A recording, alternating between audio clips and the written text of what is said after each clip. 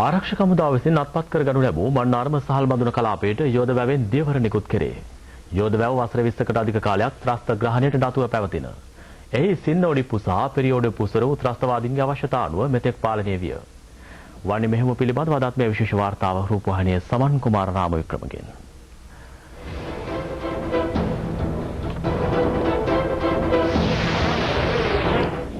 මන්නාරම යෝධ වැව මෙතෙක් කල LTTE ග්‍රහණයේ පැවතීම නිසා ඉන් පෝෂණය වූ වැව් හා වාරි පද්ධතිය නිසි පරිදි ක්‍රියාත්මක වී නැහැ. මන්නාරම සහල්නැලිය කලාපයේ බොහෝ ගම්වලට නම් ලැබී ඇත්තේ වැවෙහිවත් කුලම් යන්න අගට යෙදීමෙන්. සෑම ගමකම යෝධ වැවෙන් පෝෂණය වූ වැවක් පිහිටා තිබෙනවා. එම වැව් ගණන 153ක්.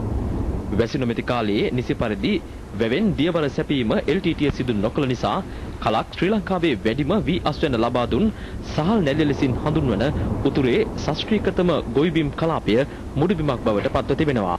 දසදහස් ගණනක් වූ කුඹුරු මැදින් එහි විවෘත භූමිය ප්‍රයෝජනයටගෙන LTTE සිය ආරක්ෂක වැට ඉදිකර තිබුණා.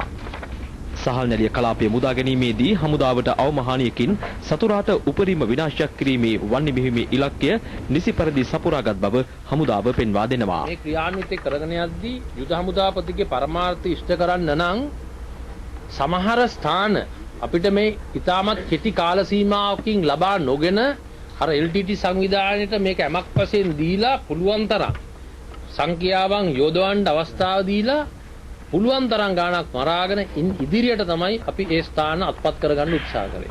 අපිට ඔප්පු කරලා පෙන්වන්න පුළුවන් අපි ඒ යන්නේ වගේ නගරවල ඒ ස්ථානවලදී මේ බෝල් එකේ වැඩිම සංඛ්‍යාවක් මරා ගන්න අපිට හැකියාව ලැබුණා. අවසාන එකේ තමයි 12.7 ගන්න එකක් හිටන් මේ මීටර් 35 දාලා දිව්වේ. දාලා දුවලා තිබ්බේ.